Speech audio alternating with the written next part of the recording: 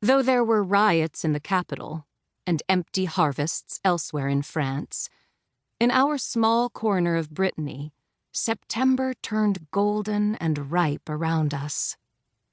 Thick shocks of wheat stood in the fields waiting for threshing, and the apple trees drooped beneath the weight of the harvest.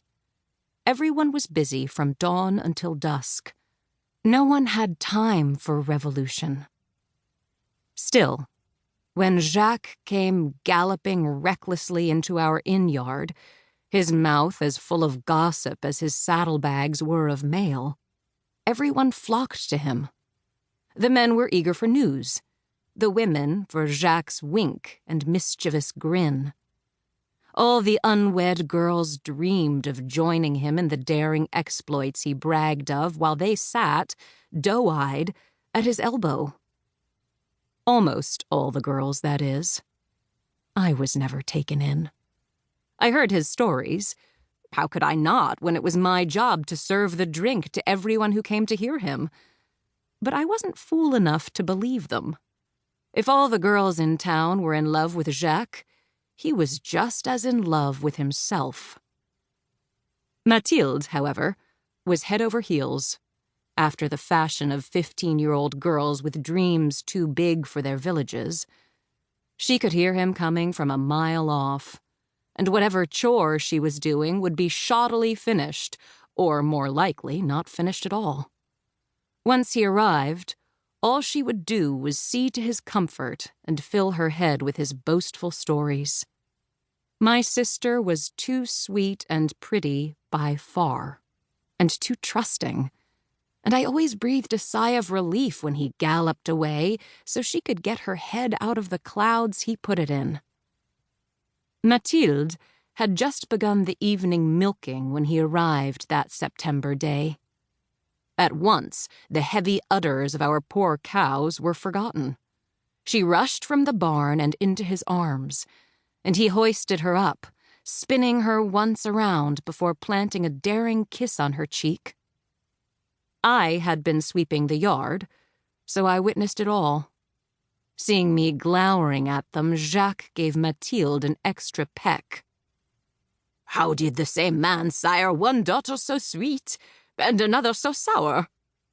he asked her, taking no care to prevent my hearing. After all, what did a few sharp barbs matter to a plain girl like me? Mathilde giggled. "Claudie's not so sour," she said, turning her bright face toward me. "Claudie, will you finish the milking, please? Someone has to get food and drink for our guest, and cook will be busy getting supper ready." With that, she turned her full flirtatious attention back to Jacques, not waiting for my answer. They entered the inn, Jacques already telling her of his adventures on the road, while I was left alone with his lathered horse and all the unfinished chores. I tended to the tired horse first, then completed the milking. By the time I trudged inside, lugging buckets of milk in each hand, a small crowd of village girls had gathered and were hanging on Jacques' every word.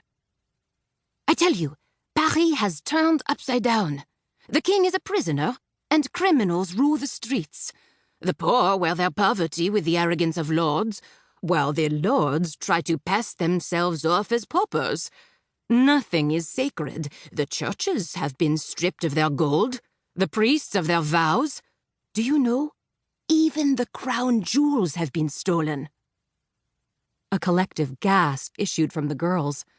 Whether at the audacity of the crime or the glory of such jewels, I couldn't be sure. "Weren't they guarded?" Mathilde asked. "They were, but the thieves were clever," Jacques said, smiling as if he admired their cleverness almost as much as he admired his own. "They bought the service of the guards, or perhaps they were the guards themselves. A window was left unlocked, a door was unprotected, and the next thing you know, the jewels had vanished.